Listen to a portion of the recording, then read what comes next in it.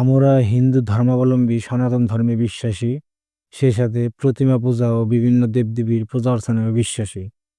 অথচ এই হিন্দু নামের কোনো শব্দ কোনো শাস্ত্রগ্রন্থে খুঁজে পাওয়া যায় না। তাহলে এই হিন্দু শব্দটা আসলো কোথা থেকে?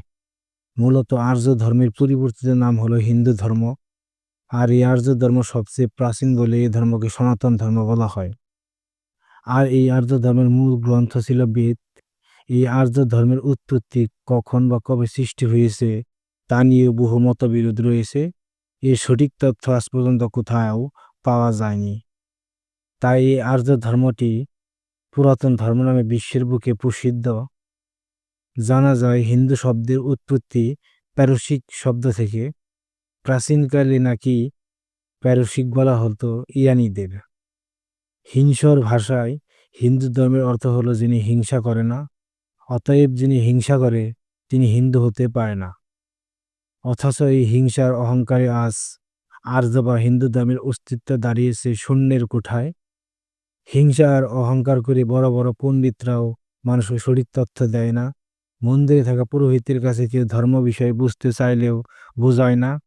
আবার নামকরা গুরুদেবরা থাকে শুধু মানুষকে মন্ত্র দিয়ে শিষ্য বানানোর ধান্দায়।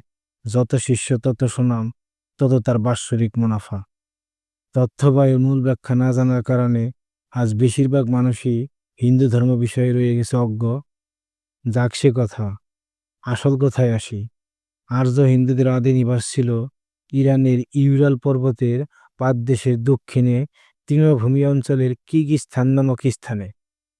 কোনো এক সময় আর্য জনগোষ্ঠী কোনো প্রাকৃতিক দুর্যোগ বা ভূমিকম্প অথবা অন্য গোত্রদের আক্রমণের কারণে ইরান থেকে বিতাড়িত হয়।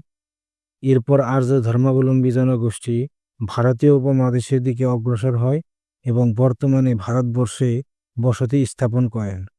আশ্রয় নেই সিন্ধুর নদী পারে। তখন তাদের পরিচয় ছিল সিন্ধু নামে। কিন্তু তখনকার সময় অনেকেই সিন্ধু শব্দ উচ্চারণ করতে পারত না। উচ্চারণ স-এর পরিবর্তে হ, তাই সিন্ধুর বদলে বলতো হিন্দু। সে থেকেই আজ অবধি এই হিন্দু নামেই বিশ্বের কাছে পরিচিত। চ্যানেলটি অবশ্যই সাবস্ক্রাইব করবেন। ধন্যবাদ।